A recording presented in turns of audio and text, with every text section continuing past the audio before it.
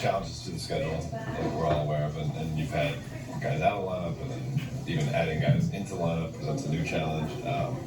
Austin thought maybe just like dialogue off the court can help this group. Do you think it's something that can be talked out in terms of identifying what you guys can like circle to try to get out of this little bit of a tailspin even? Yeah, I mean, just figuring it out. I mean, I think both on and off the floor, you can figure it out. I mean, it's not like our schedule gets any easier as far as travel, as far as opponents and things of that nature. Obviously, we played, I think they're still the best team in the Western Conference right now, Minnesota. And then we head home for, I believe, if not one or two. I mean, OKC, one of the best teams in the West, and then I think one or two best team in the Eastern Conference in Boston. So, it's not like the schedule, ease up for us, but, we just got to be better.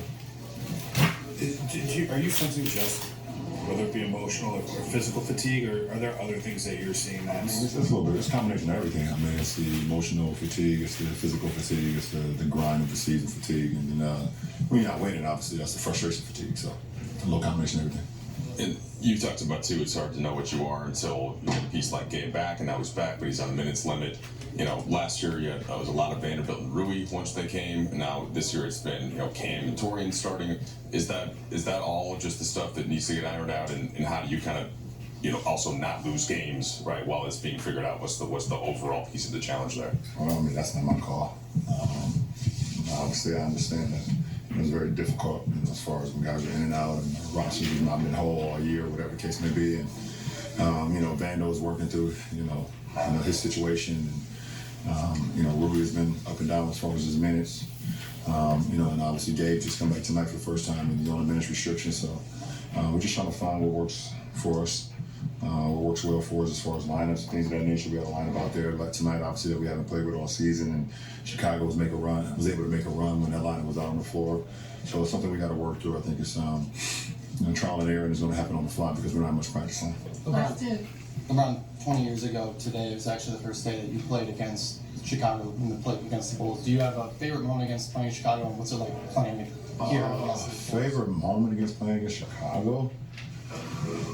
I have so many, to be completely honest. I mean, the battles that I had against D Rose, Joe Kim, and Taj, and all those guys during those times.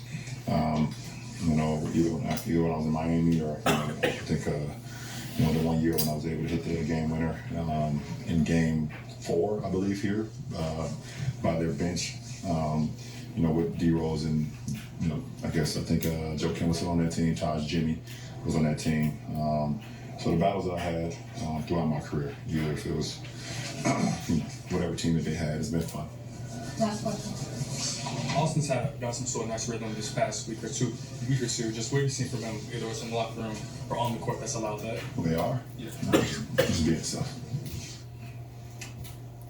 Time now for Fish's Focus. Perfect segue. What